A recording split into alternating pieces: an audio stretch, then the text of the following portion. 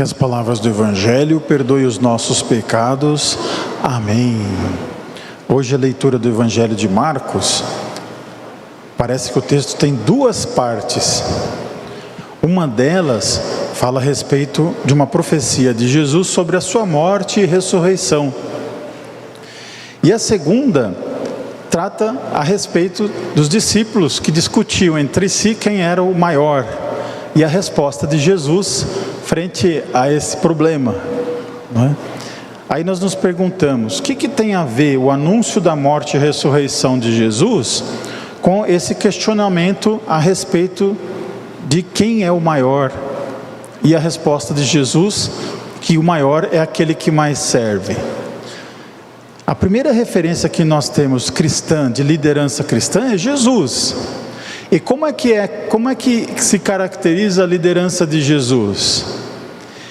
Como diz Marcos, né? Ele inspirado ali em Isaías, na profecia de Isaías, você vê ali o servo sofredor.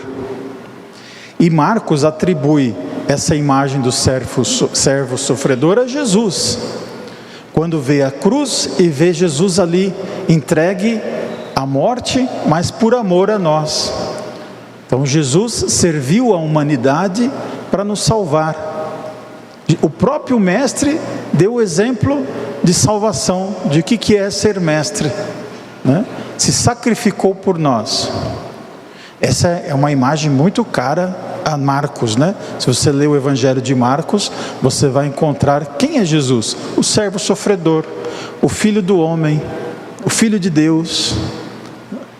E ele faz essa síntese, justamente quem é Jesus. Ele é rei, mas ele não é um rei como os reis da época dele, que oprimiam, que pegavam em armas, que conquistavam outros povos. Não, ele é o rei que se dá como sacrifício para a salvação do povo. É uma outra lógica. Por isso mesmo que Jesus questiona os seus discípulos ali sobre isso, né? Eles discutiam quem é o maior entre nós. Aí Jesus diz: o maior é aquele que mais serve.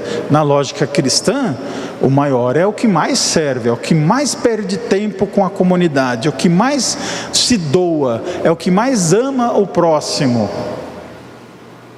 E esse é a liderança, esse é o exemplo de liderança cristã. Não é o exemplo de liderança do mundo. Qual que é o exemplo de liderança do mundo? É aquele manda quem pode, obedece quem tem juízo. Não é essa liderança do mundo, não é assim? Não é? Liderança do mundo não tem perdão. É cancelamento, é exclusão do mais fraco, né? Ou daquele que não se encaixa. É exclusão, não é? Isso é liderança do mundo. Então a pessoa faz o grupinho dela e vai passando em cima de todo mundo. Não é assim nas empresas às vezes? Não é? Não estou falando que sejam todas assim, né? Mas existe, né? Por quê? É a lógica do poder. O poder do mais forte, né? A lei do mais forte, a lei do talião, a lei da vantagem, né? Agora, para nós cristãos, a liderança tem outros atributos. E o primeiro deles, como Jesus disse, é líder quem mais serve. Tanto é que o Papa tem um adjetivo interessante, né? Servo dos servos. Às vezes as pessoas olham o Papa, o Bispo, né? Mesmo o pároco, né? Os padres, né? E falam: nossa, quanto privilégio eles têm. Pode ser que por um lado, para o lado espiritual, do retorno, existe muito privilégio sim. Mas não é um privilégio egoísta, né? Porque nós salesianos, por exemplo, não temos nem salário para nós mesmos, né? A gente tem uma ajuda de custo, né?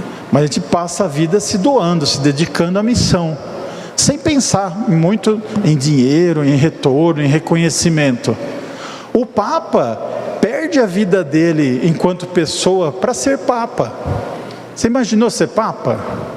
Né? Vai ser Papa para você ver, não é? Ah, ele tem privilégio. Não tem nada, não pode nem sair na rua, tomar um pingado na padaria, né? Que privilégio é esse, não é verdade? o dia inteiro com protocolo, com atendimentos, ele perde a vida dele para essa função. O bispo, a mesma coisa, quanto mais alta a hierarquia na igreja, mais perde a vida pessoal, mais perde aquela coisa, eu quero assim, não é? Porque você entra num esquema ali de doação total, de doação. Mas então essa lei é só para os padres, só para os papas, as irmãs? Não. A liderança cristã, principalmente no mundo em que vocês vivem, Você ali no seu trabalho, na sua família, você é convidado a ser líder também, cristão, a servir a sua família, não é? A servir a sua comunidade. Servir não no sentido de ser bobo, não no sentido de ser explorado, mas servir de coração, servir de caridade, não é? Isso é liderança cristã. Aquele que mais serve, o que mais dá exemplo, o que mais perde tempo com as pessoas. Essa é a imagem que nós temos do próprio Jesus. Por isso, tome a sua cruz e me siga, diz Jesus. Quem tem cargo de liderança sabe muito bem o que eu estou dizendo, que é tomar a sua cruz e seguir Jesus, não é verdade?